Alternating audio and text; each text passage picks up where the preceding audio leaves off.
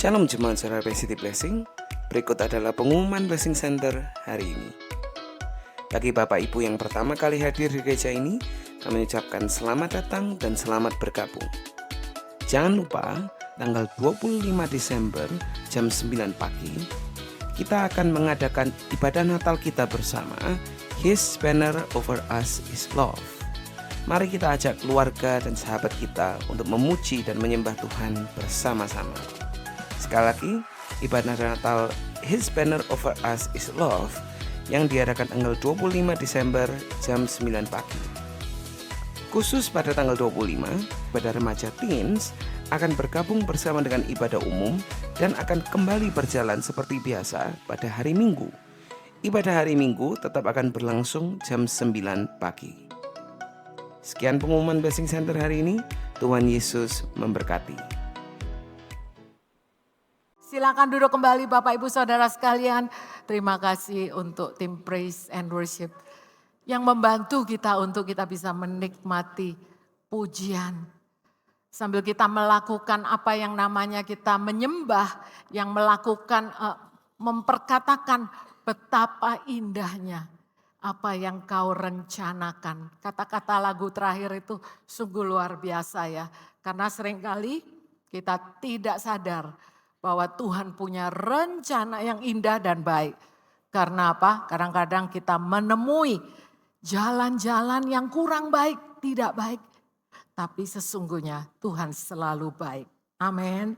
Pagi hari ini saya mau membagikan firman Tuhan dan pembacaan firman pagi hari ini yang akan saya baca yang diambil dari Lukas 1 ayat 27 sampai ke 34. Pembacaan firman Tuhan berbunyi demikian. Ketika malaikat itu masuk ke rumah Maria, ia berkata, "Salam, hai engkau yang dikaruniai, Tuhan menyertai engkau." Maria terkejut mendengar perkataan itu, lalu bertanya dalam hatinya, apakah arti salam itu? Kata malaikat itu kepadanya, jangan takut hai Maria, sebab engkau beroleh kasih karunia di hadapan Allah. Sesungguhnya engkau akan mengandung dan akan melahirkan seorang anak laki-laki dan hendaklah engkau menamai dia Yesus. Ia akan menjadi besar dan akan disebut anak Allah yang maha tinggi. Dan Tuhan Allah akan mengaruniakan kepadanya tahta Daud, bapa leluhurnya, dan ia akan menjadi raja atas kaum keturunan Yakub sampai selama-lamanya. Dan kerajaannya tidak akan berkesudahan. Dan yang terakhir itu kita baca bersama-sama 1, 2, 3. Kata Maria kepada malaikat itu, bagaimana hal itu mungkin terjadi karena aku belum bersuami. Hari ini firman Tuhan berjudul sikap hati di balik sebuah pertanyaan. Ayat yang tadi saya bacakan ayat yang sangat sering kita dengar kalau menjelang Natal.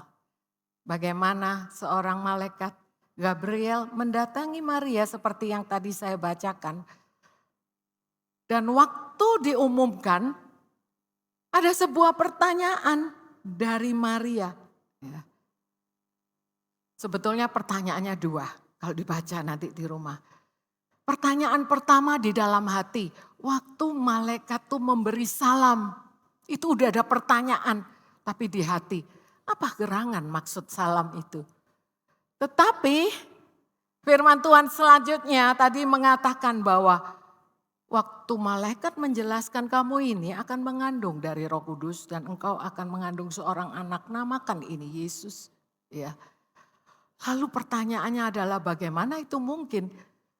Karena aku belum bersuami. Dan hari ini judul sharing ini cuman sharing, firman Tuhan ini berjudul sikap hati di balik sebuah pertanyaan. Karena di sini yang saya tadi katakan ada sebuah pertanyaan bagaimana hal itu mungkin terjadi karena aku belum bersuami. Ya. Tuhan tidak tersinggung dengan pertanyaan. Kalau Maria aja bisa tanya, kita semua bisa bertanya. Tetapi ada sebuah hal yang menarik di balik dari sebuah pertanyaan. Karena ayat ini berbicara mengenai Maria. Tetapi kalau saya boleh mundur sejenak,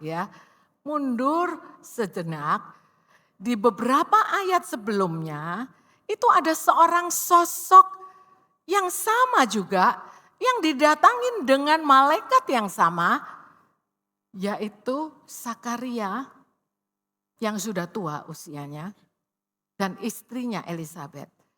Malaikat itu mendatangi Sakaria dan juga mengatakan hal yang mirip. Supaya Bapak Ibu sekalian tahu, Sakaria ini adalah seorang imam, ya, yang melayani di bait Allah, sudah pasti cinta Tuhan. Tetapi ada satu masalah bagi Sakaria karena mereka tidak dikaruniai anak. Enggak seperti zaman sekarang, kalau sekarang enggak punya anak orang mengerti. Bahkan ada generasi yang mengatakan free child kalau bisa enggak punya anak gitu. Karena anak beban. Tapi ini cerita, kisah nyata di zaman dahulu kalau seseorang gak punya keturunan. Ini jadi beban, jadi aib. Dan itu yang terjadi pada Sakaria. Dia seorang imam loh. Pasti dia berdoa. Apalagi dia melayani Tuhan. Yang terjadi adalah meskipun ayatnya saya lompat-lompat tapi intinya adalah Sakaria ini didatengin oleh malaikat Tuhan, ya. Terus malaikat itu berkata, jangan takut hai Sakaria, sebab doamu telah dikabulkan. Dan Elisabet, istrimu, akan melahirkan seorang anak laki-laki bagimu. Dan haruslah engkau menamai dia Yohanes. Saya kasih titik. Ada ayat selanjutnya nanti dibaca di rumah lebih detail. Wah, Tuhan menjawab doanya Sakaria. Ya, dijawab. Karena di situ dikatakan sebab doamu dijawab. Tapi apa yang terjadi dengan Sakaria? Sakaria saking seneng, tapi mungkin kaget campur seneng, mestinya ngomongnya puji Tuhan. Doaku dijawab. Tapi yang terjadi adalah bukan pengucapan syukur, tetapi sebuah pertanyaan. Lalu kata Sakaria kepada malaikat itu, ya, dikatakan dalam yang saya bikin warna kuning, ini pertanyaan. Bagaimanakah aku tahu bahwa hal ini akan terjadi? Sebab aku sudah tua dan istriku sudah lanjut umurnya. Ini ya yang saya beri warna kuning. Itu kalau dibaca dalam terjemahan TSI lebih gampang dimengerti. Sama, dikatakan demikian. Bagaimana, Sakaria berkata, bagaimana saya bisa yakin bahwa yang engkau katakan itu benar-benar akan terjadi.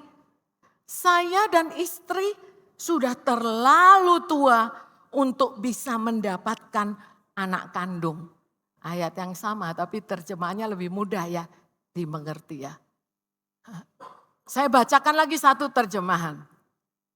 Maaf, saya suka terjemahan ini karena saya tahu di sini juga ada Gen Z yang ngerti bahasa Inggris. Katakan bahasa Inggrisnya, do you expect me to believe this? I'm an old man and my wife is an old woman. Kalau diterjemahkan bebas tuh artinya gini loh. Masa engkau mana bisa aku percaya? Aku udah tua. Istriku juga udah tua. Saya ambil satu terjemahan lagi. Ini saya belajar untuk menerjemahkannya. Saya rasa ini bisa diterima banyak yang di sini. Ini terjemahnya. Terus Sakaria ngomong karo malaikat kuwi. Kepiye aku isa yakin nek omonganmu kuwi tenan bakal kelakon. Lumayan belajar saya. Aku lan bojoku wis tua banget. Ora mungkin isa duwe anak maneh. Saya seneng kata ora mungkin. Soalnya saya sering dengar kata-kata ini. Ya, ora mungkin. Nah, mau Inggris, mau Jawa, mau bahasa Indonesia. Intinya satu. Enggak mungkin. Nah itu kata-katanya. Enggak mungkin. Nah ini sebuah pertanyaan. Itu enggak apa-apa tanya. Tetapi saya katakan hati-hati. Karena dari sini kita belajar. Ini sudah masuk ke.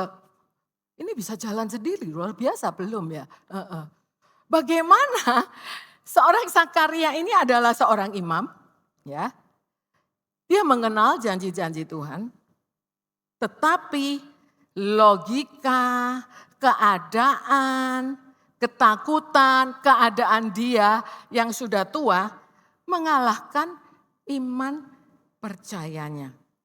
Saya percaya kita ini bisa juga udah melayani Tuhan, sudah mendengar firman, mengenal janji Tuhan, tapi hari ini kita belajar loh.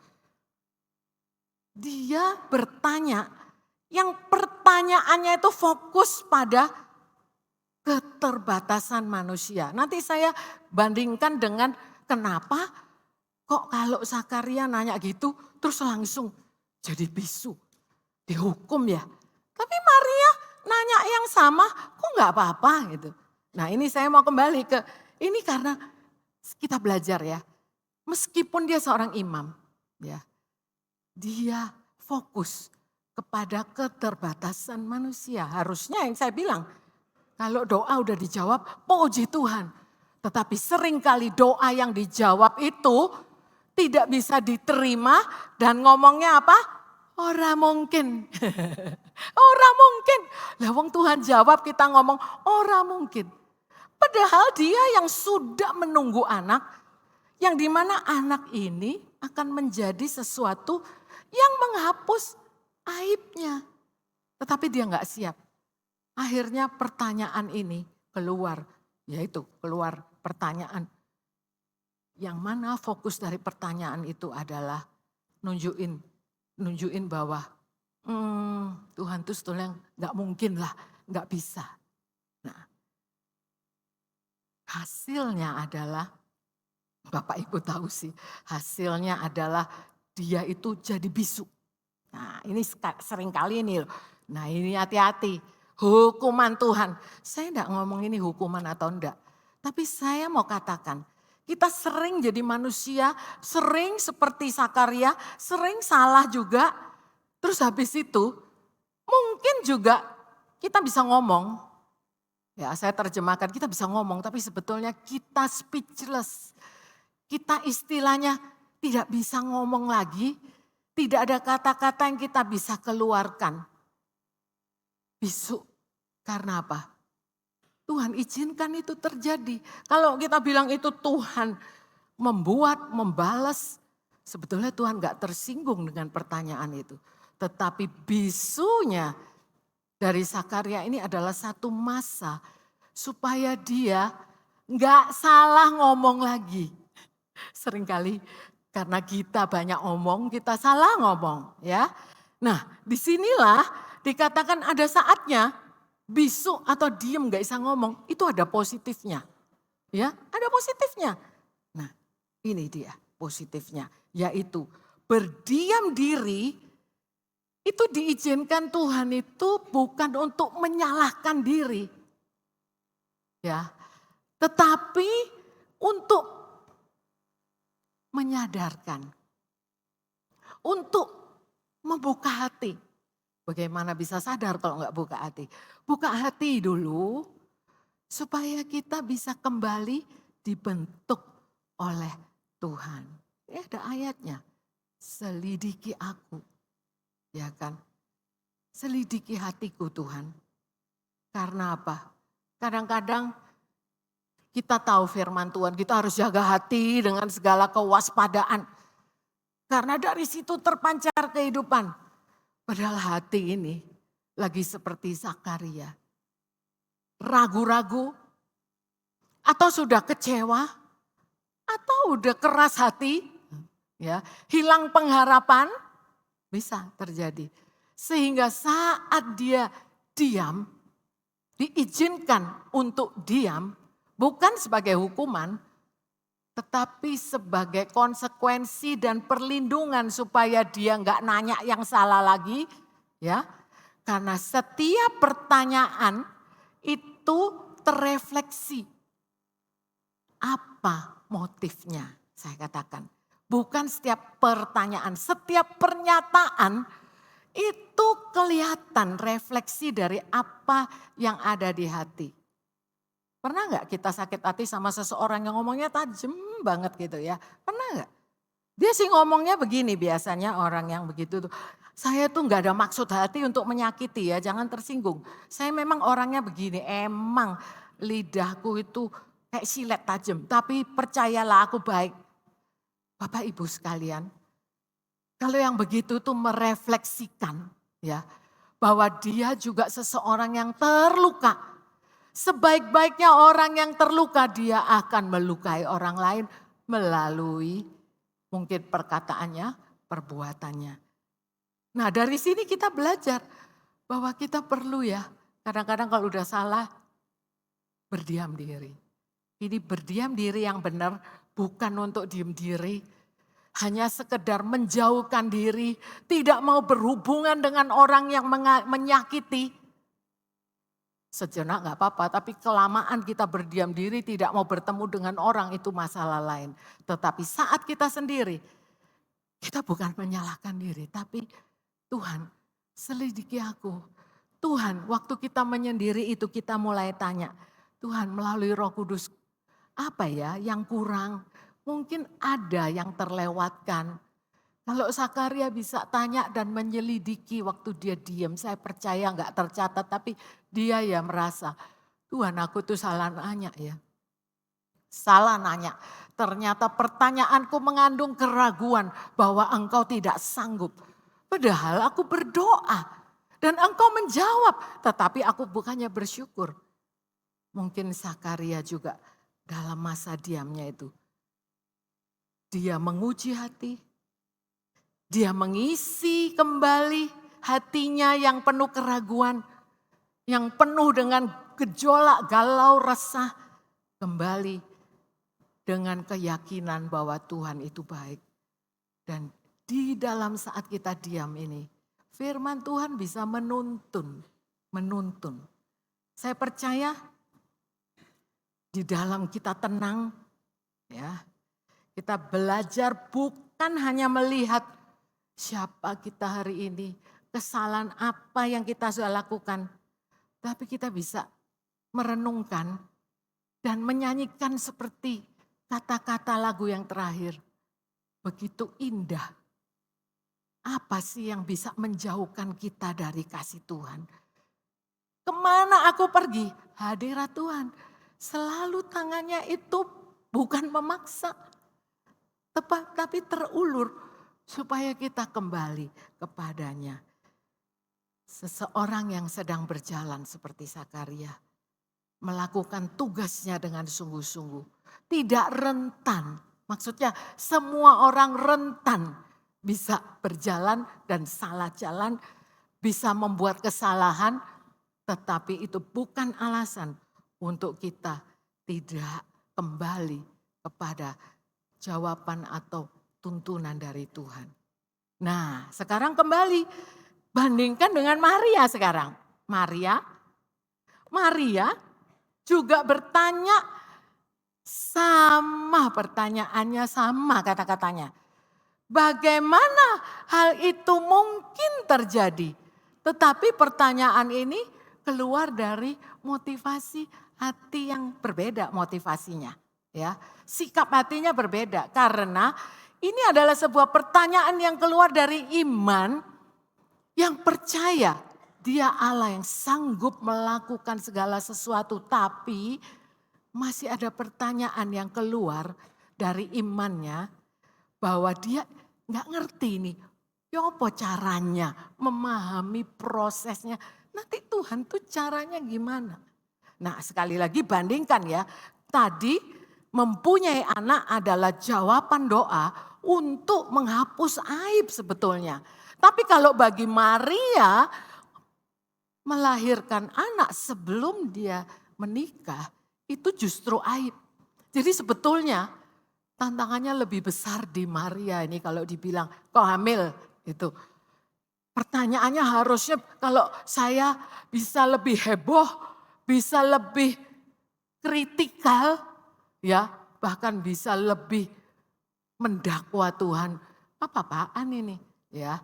Tapi dia enggak. Pertanyaan yang keluar dari iman yang tidak meragukan kuasanya. Tetapi pertanyaan ini adalah pertanyaan gimana ingin tahu prosesnya. Ini ada bedanya loh. Ada bedanya. Karena pertanyaan itu pun memang dijawab oleh firman Tuhan, katakan malaikat itu menjawab next. Roh Kudus akan turun atasmu. Dan kuasa Allah yang maha tinggi akan menaungi engkau. Sebab itu anak yang akan kau lahirkan itu akan disebut kudus. Anak Allah. Sebab bagi Allah tidak ada yang mustahil. Nah, jawaban Maria setelah itu adalah, ini jawaban Maria, sesungguhnya aku ini adalah hamba Tuhan. Jadilah padaku menurut kehendakmu atau perkataanmu. Benar, next. Memang benar, selanjutnya. Ya. Memang jawaban Maria yang dibawa. Itu dia katakan, dia percaya. Dia bertanya, Roh Kudus menjawab, dan pertanyaan yang dijawab itu jawabannya, kalau Maria jawabannya langsung. Udah gak nanya, langsung. Dia katakan, aku ini siapa sih? Aku ini hamba Tuhan. Jadilah padaku menurut perkataanmu. Perkataan itu. Sebuah jawaban yang akhirnya sering kita juga copy, ya. Sama karena ini jawaban yang sangat tulus yang mencerminkan kerendahan hati. Ingat bahwa jawaban Maria itu mencerminkan beberapa hal. Bapak Ibu sekalian, jawaban Maria mencerminkan satu, kerendahan hati.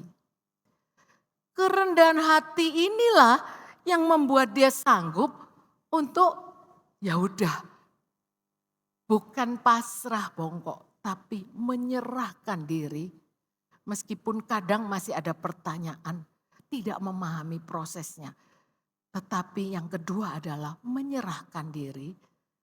Dan setelah dia menyerahkan diri, inilah buahnya. Ketaatan. Ketaatan itu adalah buah dari kalau kita menyerahkan diri. Menyerahkan kehendak kita. Menyerahkan pikiran yang gak nurut tapi kedagingan yang tidak sesuai dengan maunya kita. Tapi kita serahkan. Itu berbuah. Buahnya apa? Ketaatan. Akhirnya melakukan buah kekuatannya. Bukan kekuatan Maria sendiri. Tetapi ini buah dari kerendahan hati yang akhirnya menghasilkan penyerahan diri. Dan ketaatan ini membuahi juga berkat. Sekali lagi ini satu siklus yang saya percaya kita semua bisa belajar bahwa fokus kita bukan berkat. Kadang-kadang dibalik itu anak-anak Tuhan. Kita itu mau diberkati. Supaya kita diberkati makanya kita taat. Oh supaya taat, saya kurang taat berarti saya kurang menyerahkan diri. Ya udah, saya mau menyerahkan diri. Tetapi ini akibat bukan akibat kerendahan hati, tapi akibat mengandalkan kekuatan sendiri yang mana firman Tuhan katakan ini sama dengan sombong. Kesombongan, tinggi hati. Karena tidak ada dari kita yang tanpa kasih anugerah Tuhan tuh bisa rendah hati. Sekali kita rendah hati dan kita tuh bangga kita rendah hati, itu sama dengan sombong. Coba bayangin, kalau Anda dipuji, kalau Bapak Ibu dipuji, itu nggak usah bilang, enggak gitu. Terima aja kalau dibilang, kamu itu cantik loh, puji Tuhan. Kamu itu cakep loh, thank you, makasih. Nggak usah kita menolak bilang, enggak gini kok elek kok ini elek. Enggak usah. Kamu itu wah nyanyinya bagus tadi mimpin. Ya. Yang baru saya pertama lihat nih. Anak muda mimpin. Puji Tuhan. Mau maju.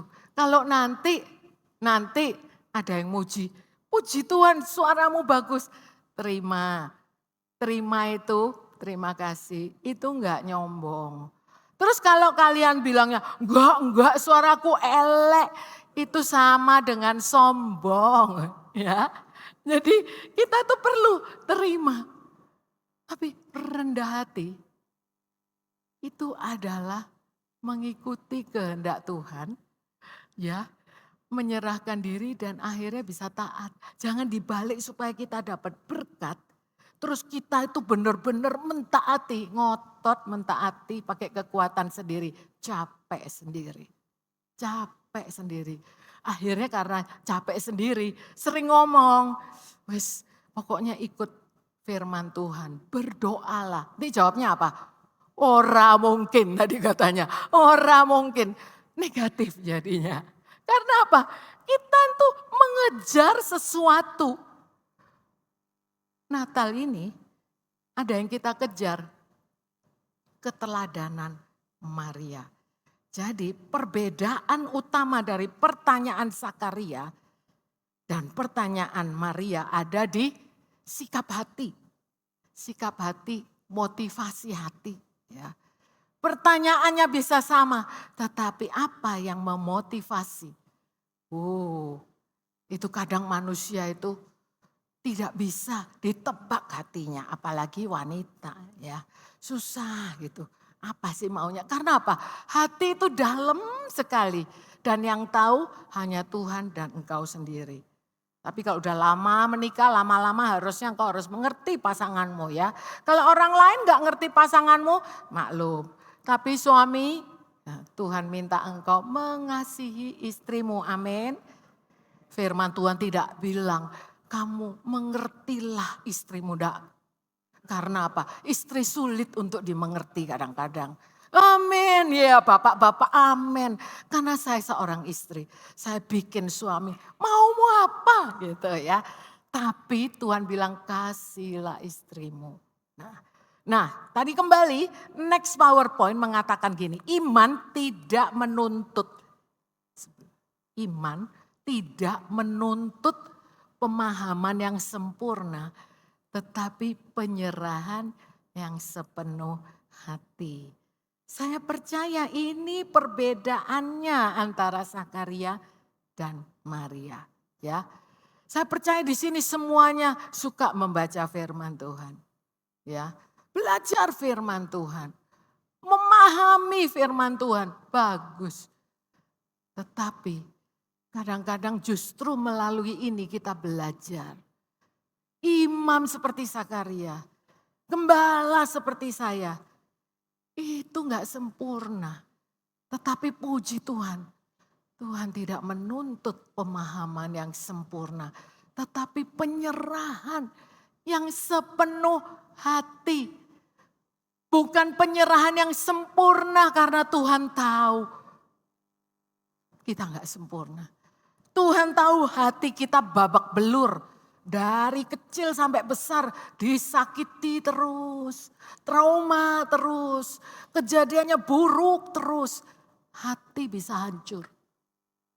Kalau ini hati bisa koyak, bolong. Bayangkan sebuah jeans yang bolong itu loh ya. Bolong. Tapi kalau jeans tambah bolong tambah mahal. Tapi kalau hatimu banyak bolongnya, hidupmu gak karu-karuan. Tapi puji Tuhan, firman Tuhan mengatakan Tuhan dekat dengan orang yang remuk hati, patah hati, yang bolong-bolong, yang terluka. Itu Tuhan dekat. Oleh sebab itu, dia cuman minta kita ini cukup rendah hati supaya bisa menyerahkan diri. Menyerahkan diri itu menyerahkan hati. Hati yang kita serahkan.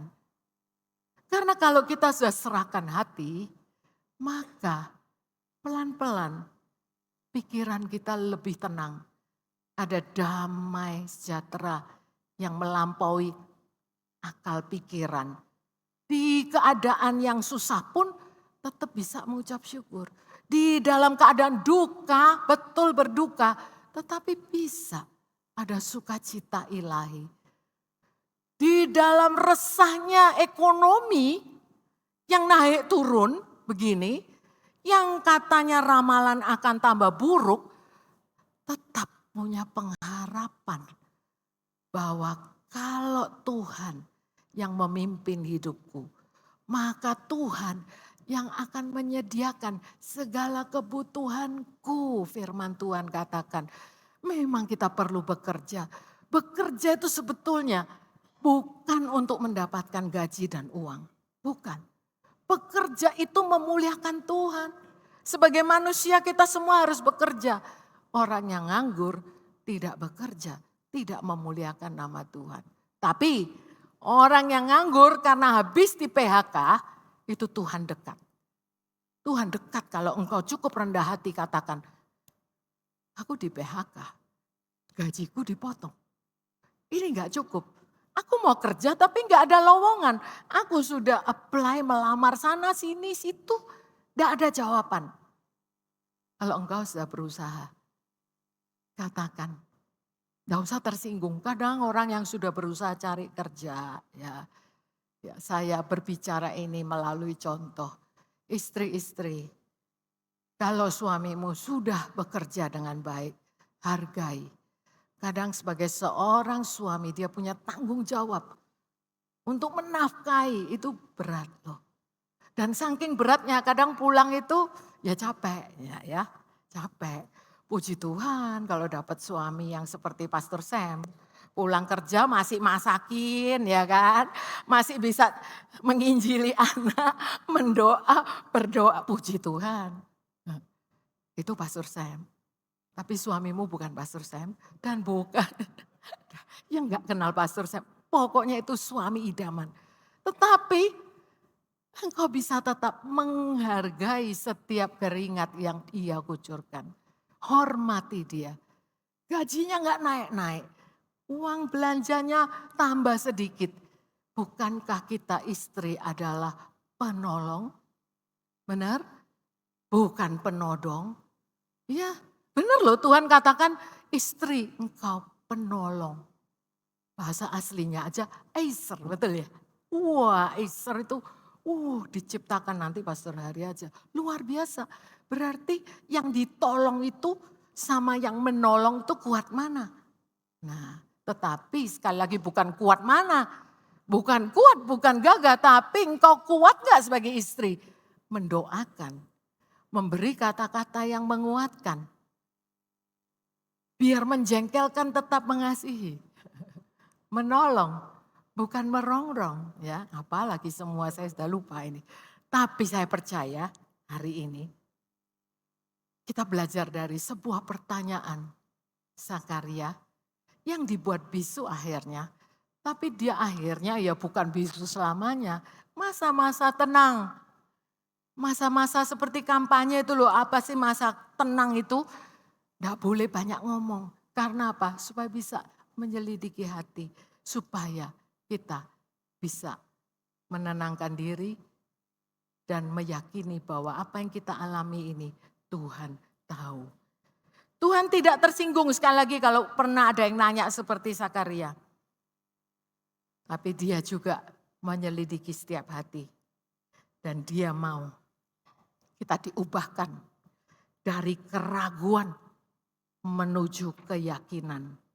Saya percaya bukan cuma ragu jadi yakin, tetapi dari yang takut menjadi berani, bukan berani nekat, tapi berani mempercayai bahwa Tuhan itu baik. Dia sedang memproses ini, ada proses. Nah, di minggu-minggu ini, di bulan Natal ini, pasti kita merayakan Sang Juru Selamat. Yesus telah lahir melalui kelahirannya, melalui kehidupannya, melalui pengorbanannya di kayu salib. Kita belajar bahwa sebetulnya kerendahan hati yang membuahkan kepasrahan menyerahkan diri, yang membuat dia taat melakukan kehendak Bapa. Karena Tuhan Yesus dia lahir, akhirnya dia harus mati dengan merendahkan dirinya, taat tapi sampai mati di kayu salib. Dia mati untuk menebus dosa kita, sudah pasti. Tapi bukan saja mengentaskan, menebus dosa, terus what's next? Tetapi dia tetap ingin supaya kita ditebusnya dari hati yang tadi udah keras, yang banyak lubang, banyak trauma. Hati yang seperti Sakaria, yang mungkin kenal firman Tuhan, tetapi masih bergumul dengan ketidakpercayaan, keraguan, kekecewaan, kepahitan apapun itu, meskipun tidak disebutkan, hanya Tuhan dan manusia yang tahu di dalam hati. Betapa seringnya kita merespon seperti Sakaria. Kita berdoa, tapi diam-diam ragu juga dengan apa yang kita doakan. Kita melayani, tapi kita juga masih banyak mempertanyakan mengapa ini begini, mengapa itu begitu. Sekali lagi, Tuhan tidak tersinggung dengan pertanyaan.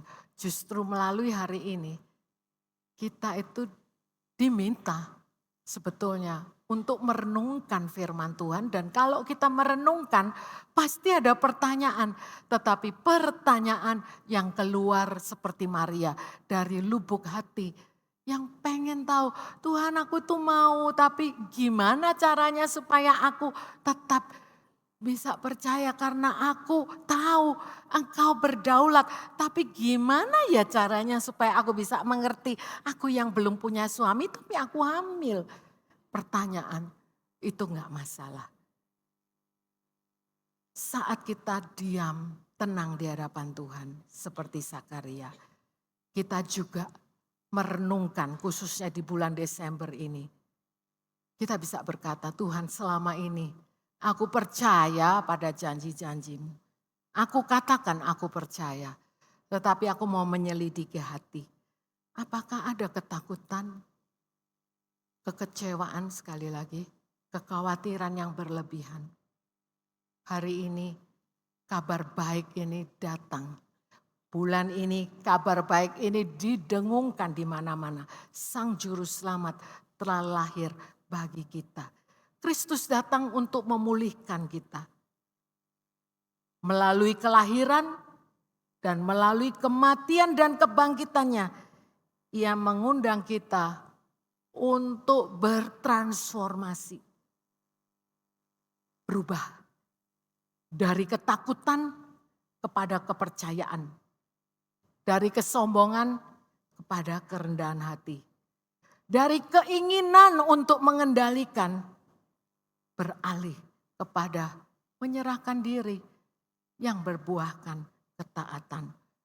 Dan saya percaya ketaatan ini selalu diikuti oleh berkat. Mazmur yang paling terkenal 23. Ya, dikatakan meskipun aku harus melalui lembah kekelaman, aku tidak takut bahaya.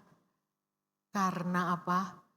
Ada Tuhan yang menopang, menolong, menjagai, melindungi. Ayat selanjutnya itu ayat berkat yang mengikuti. Karena sudah menyerahkan diri, sudah ngaku kepada Tuhan kalau lewat lembah yang gelap gini, nggak kelihatan apa-apa, jurang di kanan kiri. Wow, tapi Tuhan suruh aku maju. Tapi kalau aku nggak maju, nggak bisa. Tapi kalau aku maju ada jurang gimana? Itu pergumulan kita. Tapi dia mau hari ini supaya kita berserah kepadanya. Sehingga akhirnya kalau kita merendahkan diri dan kita menyerahkan diri sepenuh hati. Firman Tuhan katakan kebajikan dan kemurahan Tuhan mengikuti aku. Jadi berkat itu mengikuti. Kalau mengikuti berarti di belakang kita. Bayangkan kalau kita itu yang mengejar kebaikan tuh dikejar. Sebetulnya tidak perlu mengejar. Yang kita kejar adalah kerendahan hati. Penyerahan diri sepenuh hati. Sehingga kita bisa mentaati apa yang dia kehendaki. Dan berkat itu mengikuti. Amin. Mari kita berdoa. Saya undang para musisi untuk maju ke depan. Terima kasih Tuhan. Biarlah melalui firman Tuhan hari ini, kita yang dipanggil untuk bisa berkata seperti apa yang Maria katakan. Yaitu Tuhan, aku tidak sepenuhnya mengerti, tetapi aku percaya kepadamu. Biarlah di bulan Natal ini, kasih-Mu yang meneduhkan, damai sejahtera-Mu melalui Roh Kudus, melembutkan hati yang keras, menenangkan hati yang resah dan gelisah. Dan biarlah oleh kasih anugerah-Mu, Engkau membawa kami hidup langkah demi langkah, hari demi hari. Kami bisa mengambil keputusan untuk menjaga hati agar tetap rendah hati dan berserah.